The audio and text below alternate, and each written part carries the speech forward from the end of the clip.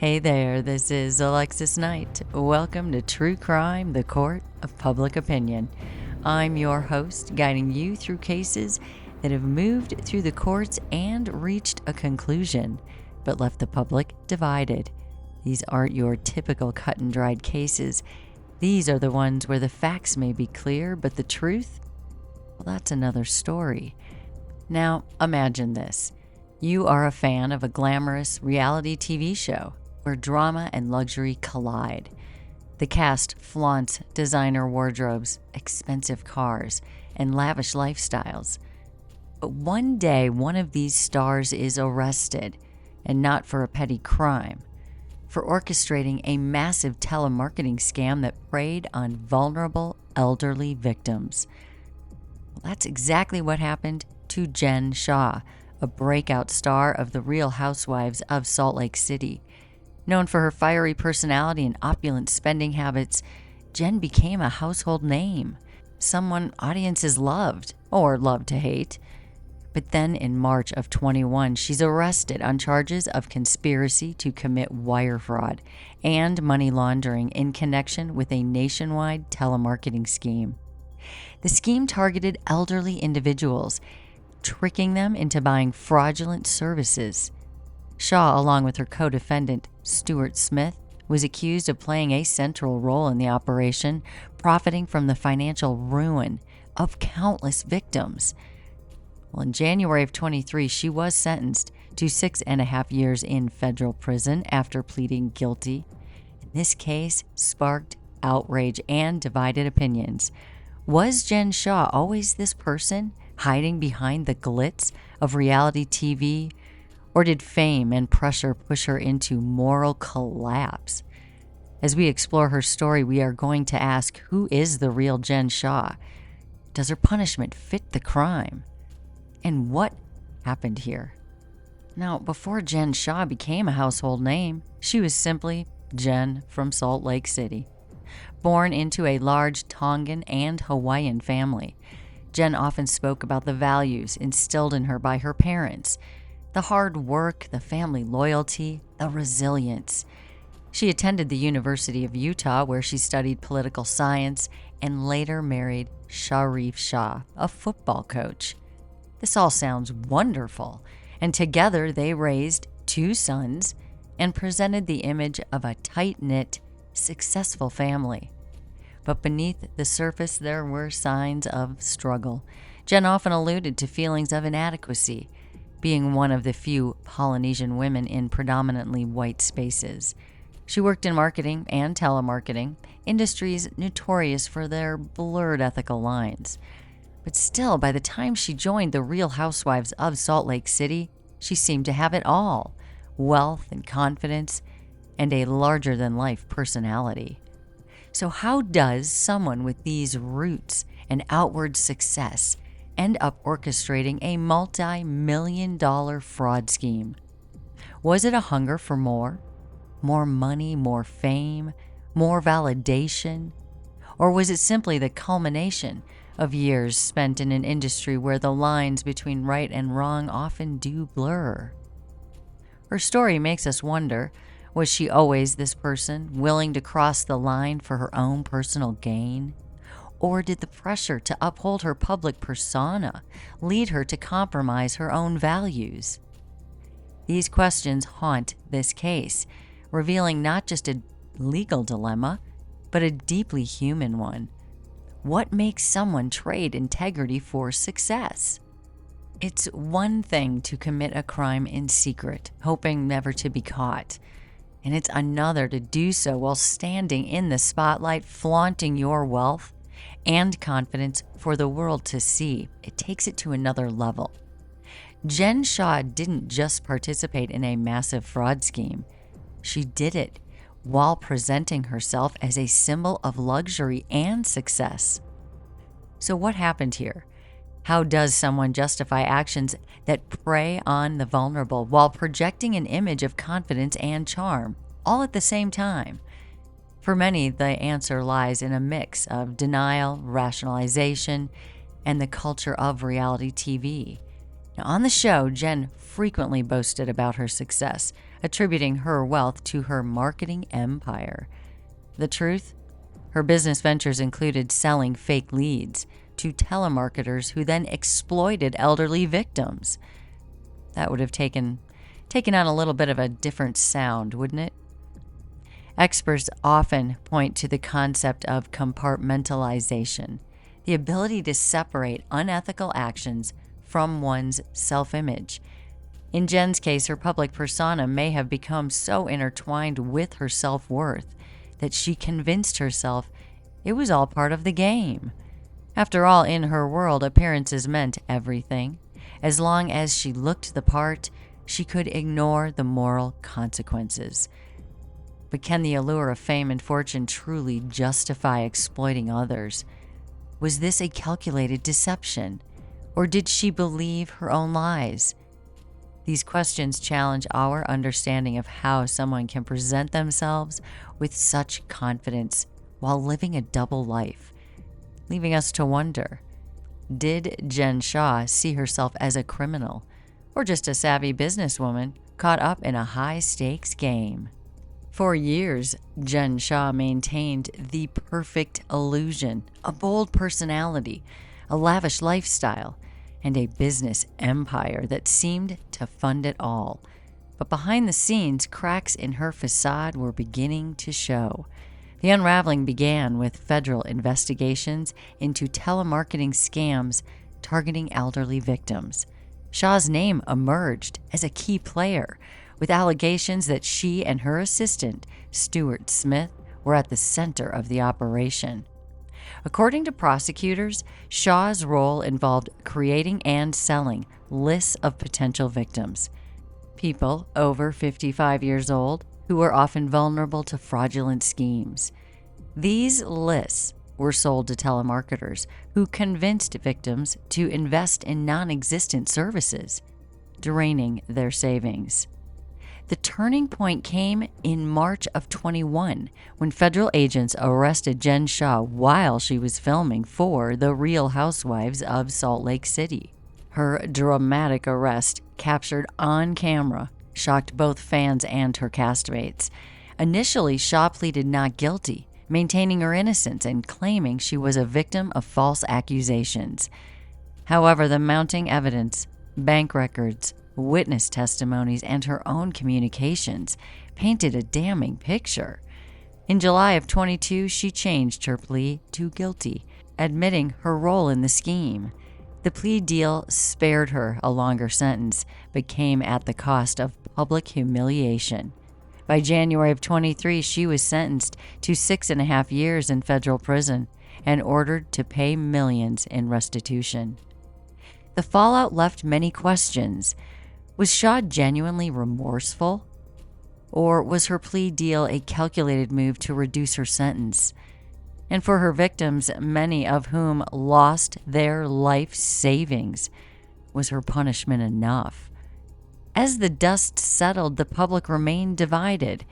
Was justice served? Or does this case represent a failure to truly hold the powerful accountable? To understand the Jen Shah case, we must start with the scheme itself, one that preyed on some of the most vulnerable members of society. According to court documents, the telemarketing fraud operation targeted older adults, many of whom were over 55 and lived on fixed incomes. The scam was both elaborate and ruthless. Victims were sold business services, quote unquote, that promised to help them start or improve online businesses. Now, in reality, these services were worthless. Shah and her co-conspirators obtained lists of potential victims, referred to as leads, which were categorized based on their likelihood to fall for the scam. Shah's role involved creating and selling these lists to telemarketers, knowing they would use them to exploit victims. The telemarketers pressured victims into paying thousands of dollars for services that didn't exist, and many were left in financial ruin, losing their life savings and in some cases even their homes. Prosecutors estimated that the scheme had operated for nearly a decade, defrauding victims of millions of dollars. What made this case even more shocking was the contrast between Shah's public persona and her actions. On television, she portrayed herself as a successful businesswoman and a devoted wife and mother. But behind the scenes, she profited from a scheme built on deception and cruelty. By the time federal agents began investigating, Shah's operation had left a trail of destruction. Victims were devastated, and law enforcement was determined to hold those responsible accountable. The scale of fraud, combined with Shah's public image, made this case one of the most talked about scandals in recent years. The investigation into Jen Shah's telemarketing scheme began years before her arrest. As federal authorities worked to unravel the web of fraud, it was part of a larger effort by the Department of Justice and Homeland Security to combat crimes targeting elderly victims, a group often overlooked but heavily impacted by scams like this one. Authorities traced the origins of the scheme to a network of telemarketing companies operating across several states. These companies were linked by shared lead lists, financial transactions, and a handful of key players. Shah and her assistant, Stuart Smith, were identified as central figures. Investigators obtained emails, text messages, and recorded calls that showed Shah not only knew about the scam, but actively directed it. One of the key breaks in the case came from cooperating witnesses, former employees and associates who provided first-hand accounts of Shah's role. They described how she instructed them to mislead victims, to downplay refund requests, and to push additional services to extract more money. These were her instructions. Financial records also show Shah's company receiving payments from telemarketers involved in the scam, further tying her to the operation. By the time Shah was arrested in March of 21, federal agents had compiled a mountain of evidence. They intercepted her communications, tracked her financial transactions, and interviewed victims who had been left financially devastated. Her arrest, executed while she was filming The Real Housewives of Salt Lake City, added an unexpected layer of drama to an already sensational case. The investigation highlighted the systemic nature of the fraud and the devastating impact it had on its victims. For prosecutors, it wasn't just about bringing Shah to justice. It was about sending a message that no one, not even a reality TV star, is above the law. Jen Shah's battle began immediately after her arrest in March of 21, facing charges of conspiracy to commit wire fraud and conspiracy to commit money laundering. She pleaded not guilty at first. Her legal team portrayed her as a victim of misunderstanding and overreach, claiming she had no knowledge of these fraudulent activities. The court proceedings were nothing short of dramatic. Prosecutors alleged that Shah had been a key orchestrator in a decade-long scheme, profiting at the expense of elderly victims. They described her role as deliberate and calculated, presenting evidence of her involvement, including financial records and text messages that contradicted her public denials. Shah, however, maintained her innocence, even continuing to film for The Real Housewives of Salt Lake City. Her confidence and charisma were on full display during this time. But as the case progressed, the weight of the evidence became impossible to ignore.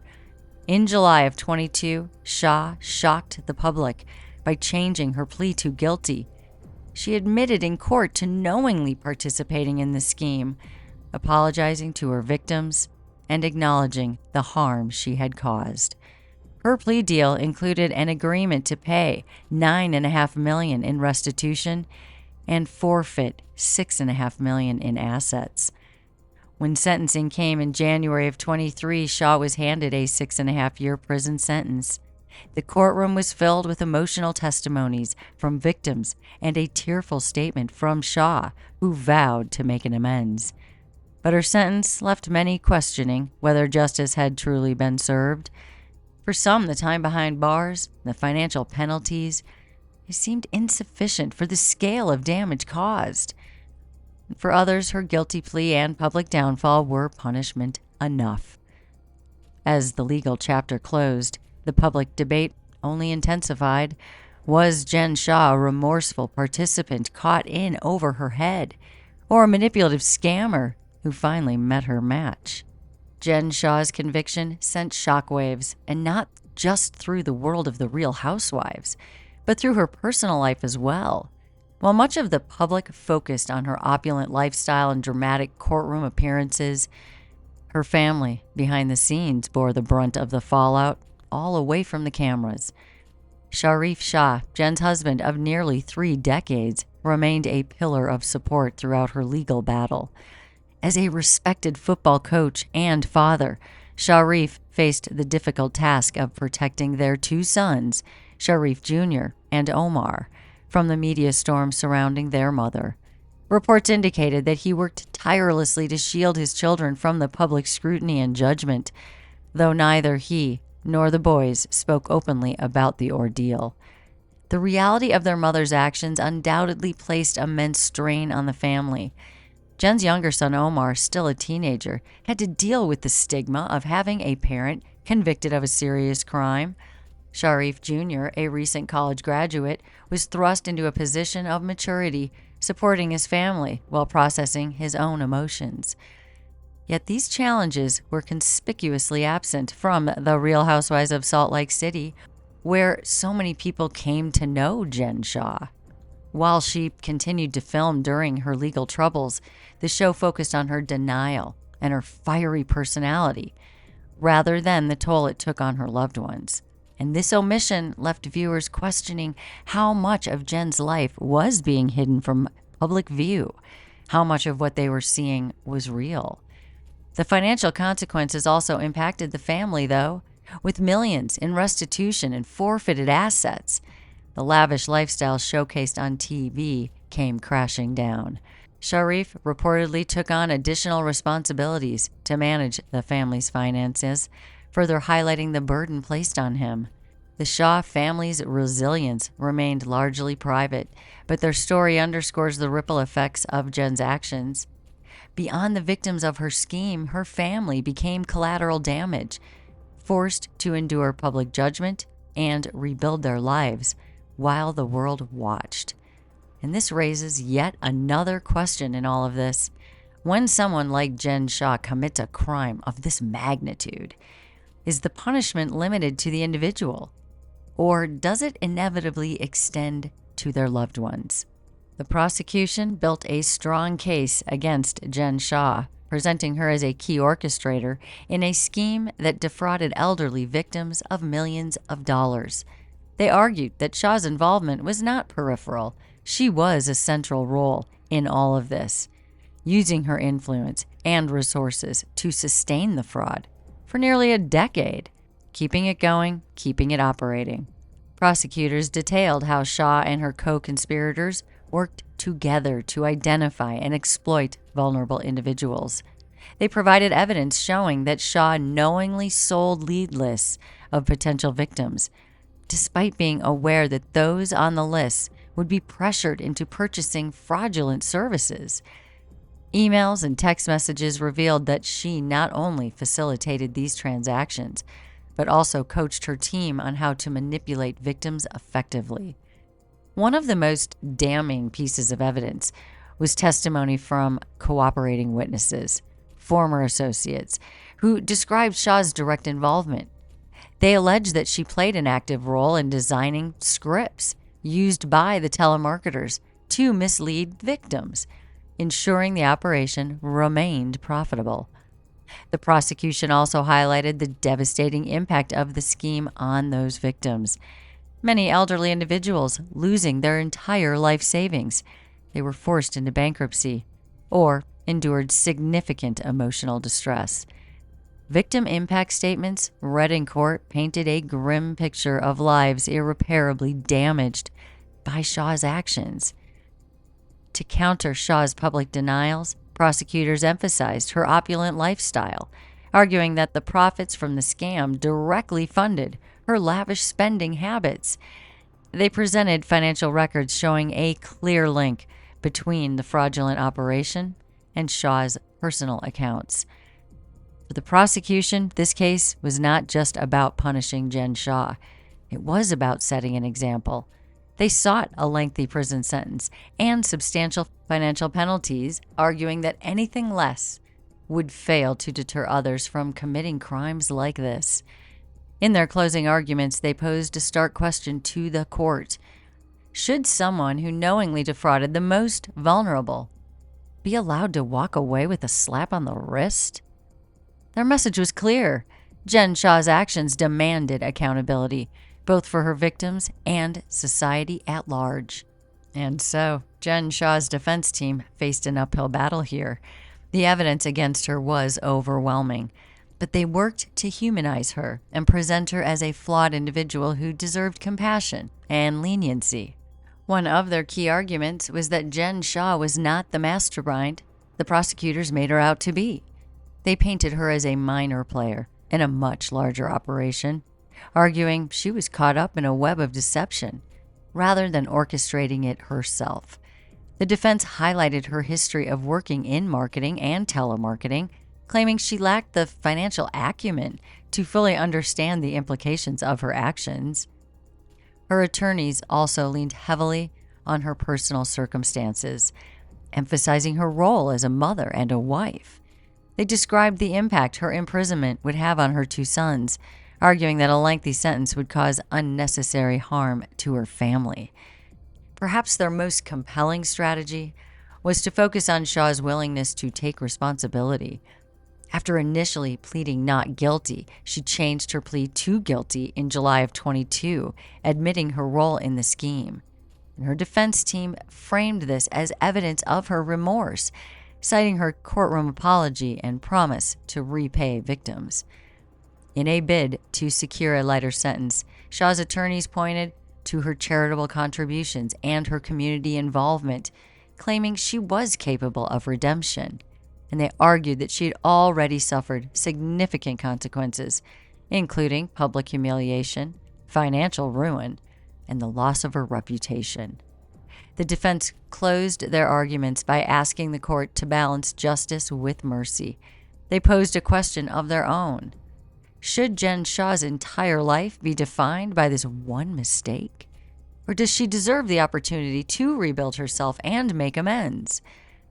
It was a plea not just for leniency, but for understanding the complexities of human behavior. The prosecution was quick to counter the defense's portrayal of Jen Shah as a minor player and a remorseful participant.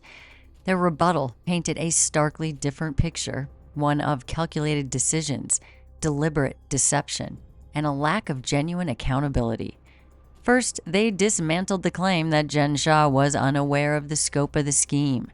Prosecutors presented evidence showing her active involvement in nearly every stage of the operation. Emails, text messages, it all revealed that Jen not only knew about the fraudulent practices, but also directed others on how to execute them. These communications, they argued, showed a clear understanding of the harm being caused to victims. They also addressed Shah's change of plea. While they acknowledged her guilty plea, they questioned her motives. Was it a sign of genuine remorse, or was this a strategic move to get a lighter sentence? They pointed out that Shah's initial response to her arrest included public denials and accusations of unfair targeting, which undermined her claims of accountability at all. To challenge the defense's emphasis on Shah's family and community ties, prosecutors argued that these factors did not negate the harm she caused. They read emotional victim impact statements aloud in court, describing how individuals lost their life savings. They endured financial ruin and suffered emotional trauma. The prosecution made it clear that these victims didn't have the same opportunity to rebuild their lives Perhaps the most damning rebuttal came in the form of Shah's own public persona. The prosecution argued that her lavish lifestyle, broadcast on national television, was funded by the exploitation of her victims. They pointed to specific purchases, from designer clothing to luxury vacations, that were directly tied to the proceeds of the scheme. In their closing remarks, the prosecution reiterated their demand for a significant prison sentence and financial penalties, and they left the court with a final question. If someone like Jen Shah, with all her resources and privileges, isn't held fully accountable, what message does that send to others considering the same crimes? While the courtroom debates were fierce, the court of public opinion added another layer of complexity to this case. Jen Shah's defense team didn't just fight for leniency in the legal system. They also worked very hard to sway public perception. Jen Shah's legal team and publicists emphasized her remorse, highlighting her guilty plea as a step toward taking responsibility. They framed her actions as a grave mistake rather than a reflection of her character, leaning on narratives of redemption and second chances. Shah herself reinforced this message, issuing public apologies and expressing regret for her actions. However, for many, these gestures fell flat. Critics pointed out that Shah continued to film The Real Housewives of Salt Lake City throughout her legal battle, even using her legal troubles as a storyline. Her on-screen bravado and insistence on her innocence, right up until her guilty plea, contradicted her claims of remorse. Victims and advocates for elderly fraud survivors were particularly vocal, arguing that the punishment didn't fit the crime. How could 6.5 years in prison possibly account for the lifelong financial devastation inflicted on dozens of individuals? For someone with no savings or financial safety net, the damage was permanent. The comparison between Shah's relatively short sentence, really, and the enduring consequences for victims sparked outrage. The disparity also reignited broader issues and conversations. People were talking about justice and privilege. Was Shah's ability to hire high-powered attorneys and spin a narrative of redemption and privilege reserved only for the wealthy? And how did her fame influence both the legal proceedings and public perception? Despite these criticisms, there were still those who sympathized with Shah. Fans pointed to her cultural background and the challenges she faced as a Polynesian woman in predominantly white spaces. Others believed that the public scrutiny and loss of her reputation were punishments in their own right. As the case unfolded in the media, one question lingered. Was the narrative around Jen Shah being shaped by her wealth and fame, or did it reflect a genuine reckoning with her actions? In the end, her ability to influence public opinion became as much a part of the case as the legal arguments themselves. When Jen Shah's sentence was announced, the 6.5 years in federal prison, the reactions were as polarized as the case itself. For her victims and their advocates, the punishment felt woefully inadequate. These individuals had lost their life savings, their financial security, and in some cases, their independence. And many argued that no prison sentence could truly compensate for the harm caused. 6.5 years? It felt like a slap on the wrist. And critics pointed out the disparity between Shah's punishment and the consequences faced by her victims. For someone starting over with nothing at 55 or older, the financial and emotional toll of being scammed was life-altering. Meanwhile, Shah, with her resources and privilege, she'd have the opportunity to rebuild her life after serving her time. And this imbalance became a flashpoint for debates about fairness in the justice system. And on the other side, Shah supporters argued that her sentence, combined with the financial restitution and the public humiliation she faced, it was significant penalty. They pointed to her guilty plea as a step toward accountability, suggesting she deserved the chance to redeem herself. This dichotomy raised broader questions about how society measures justice. Is it enough to punish the perpetrator, or should the focus be on repairing the damage done to the victims? In Shah's case, the law focused on her culpability, but for many, justice remained elusive. The controversy also highlighted how fame and privilege can shape public perception. Would an ordinary person convicted of the same crime have received the same sentence or public attention? Or was Shah's punishment influenced by her status as a reality TV star? These questions left many feeling uneasy, feeling the ongoing debate about whether the system truly serves justice or simply rewards those who can navigate it most effectively. Jen Shah's case became a media spectacle from the moment of her arrest. The combination of a high-profile reality TV star and a federal fraud investigation was irresistible to the public. This happened while she was on TV, her arrest, and the media coverage only amplified the controversy surrounding her sentence. On one hand, Shah's actions were portrayed as the epitome of greed and entitlement. News outlets emphasized the stark contrast between her lavish lifestyle and the financial devastation she caused her victims. Headlines focused on her designer wardrobe, her extravagant parties, and the luxury trips she flaunted on the Real Housewives of Salt Lake City. To many, this image of excess made her crimes even more egregious, reinforcing the idea that she exploited the vulnerable to fund her own indulgence.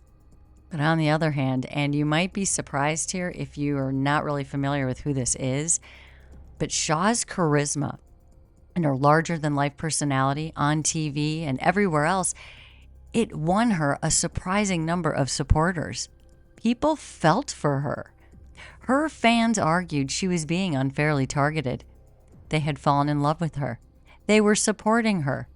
They claimed the media's portrayal was biased against her because of her boldness and her background.